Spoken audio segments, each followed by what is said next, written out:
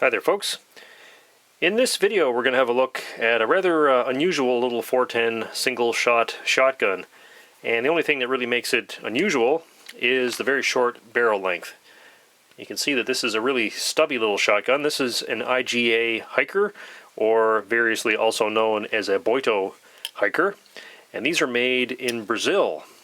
Have a look at the markings there on the side of it. This one's marked Gaucha IGA, made in Brazil, but like I said, quite often you'll see these called Boito. I think they come out of the same factory. I'm not entirely sure, but I think that is the case.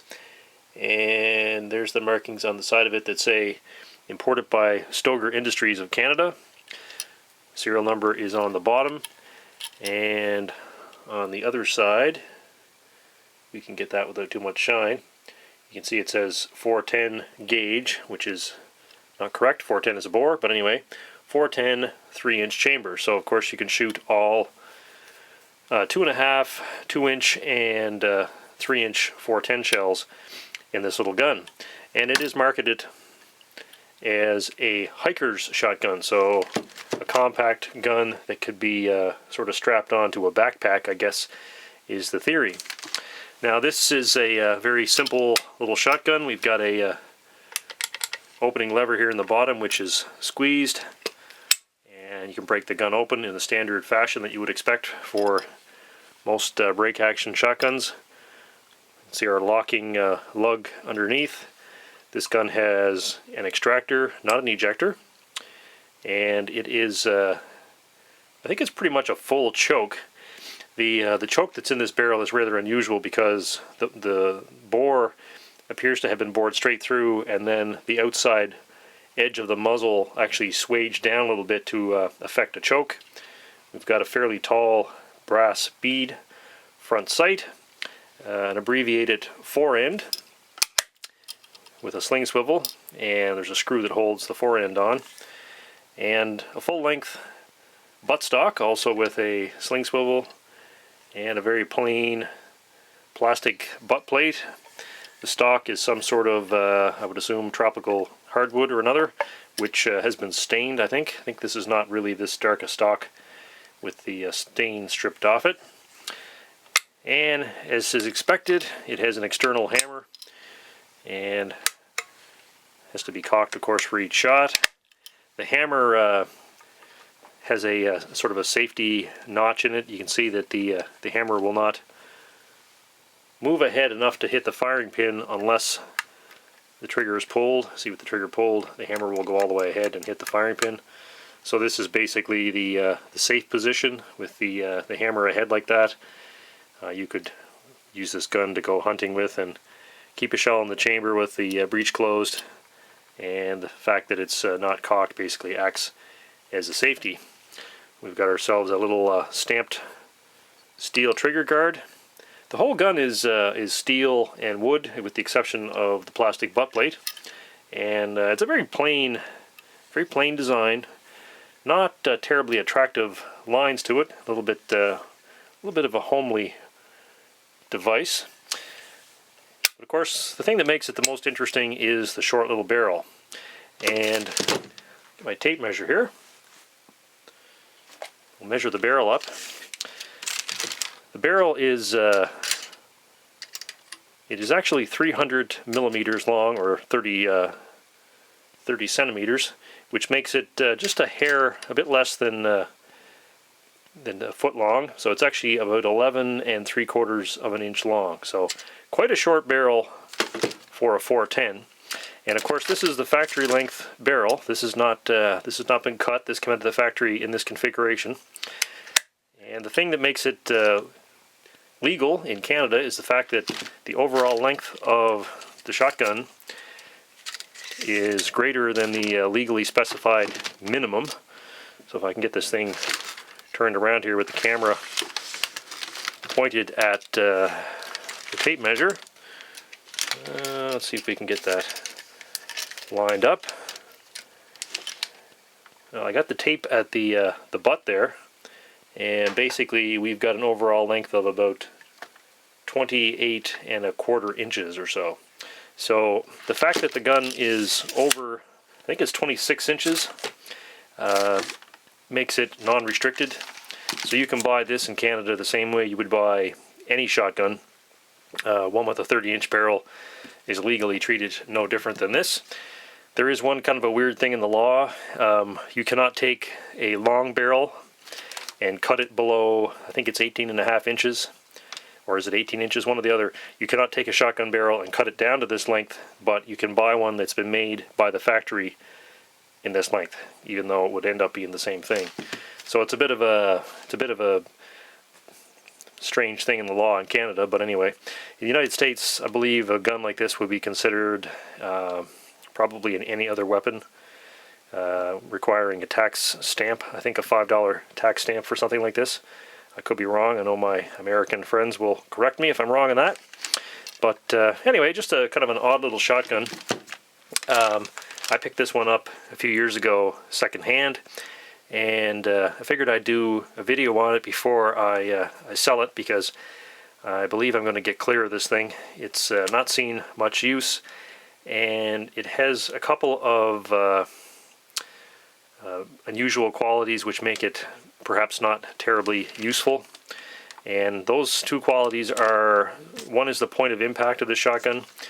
It shoots extremely high in relation to where it points, and that is not specific to this particular example of this gun. I have seen other ones, and every example that I've heard of shoots extremely high, and I'll go into that a little further in the video later on. And the other thing which makes it less than completely useful, in my opinion, is the fact that it's extremely loud, and there's an awful lot of flash, a lot of muzzle blast, and for a gun to hunt upland game with, it would absolutely deafen you with one shot. There's a lot of pressure in a 410 at the muzzle with this short of a barrel, and it's really it's almost unusable. There's so much noise and blast off it that it's an interesting thing to take to the range and shoot with, but as far as taking it upland game hunting, you'd have to have earplugs in to use it without going deaf, which is really not really possible. So anyway, I'm going to flip over to some range footage here, and we'll show you the gun in action, and I'll shoot a pattern with it and chronograph a shot or two with it.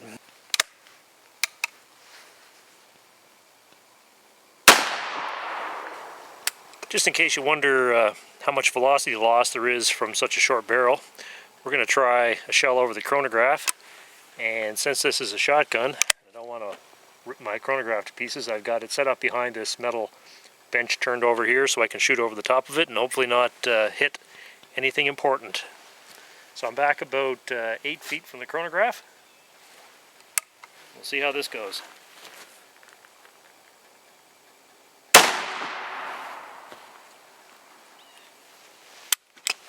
Put a muzzle flash.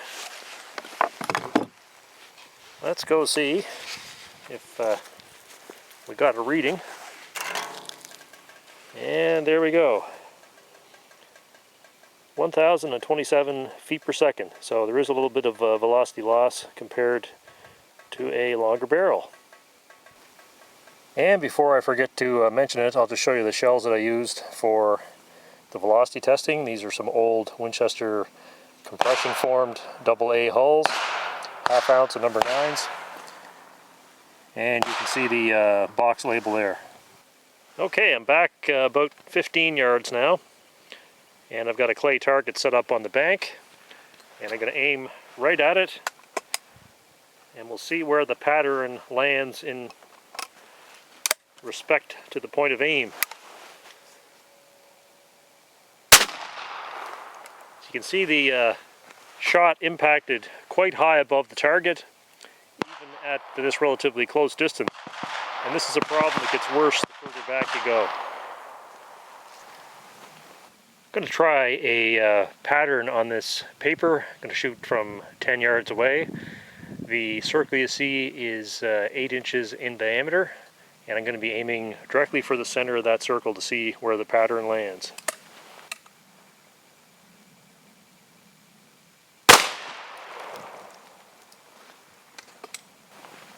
Alright, let's go have a look and see what kind of pattern we got. And as you can see, the pattern is quite high. I was aiming directly for the middle of that 8-inch circle, and you can see that the pattern starts, it starts about here, and it carries on up to about there. So this gun shoots extremely high. It does throw a fairly tight pattern. I would say the bulk of the pellets are within 10 inches or so, but quite a tight pattern for all, but really too high to be of much use unless you deliberately aim quite low. You're going to have to aim a good, probably a good 8 inches low at that distance. And in my experience with this gun, it gets worse the further back you go. You have to hold further and further until you run out of reasonable range for a 410. And really a 410 is pretty much a 20 to 25 yard gun at the best of times. Alright, let's see if we can hit a hand-thrown clay target with this little stubby shotgun.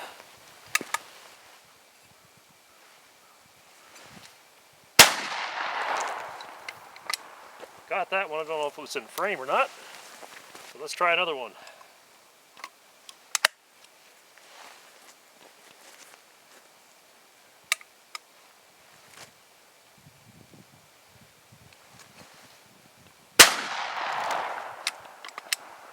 This thing shoots so high you got to shoot really below the target to hit it. Alright, we'll have another try at an aerial target with the little IGA hiker shotgun.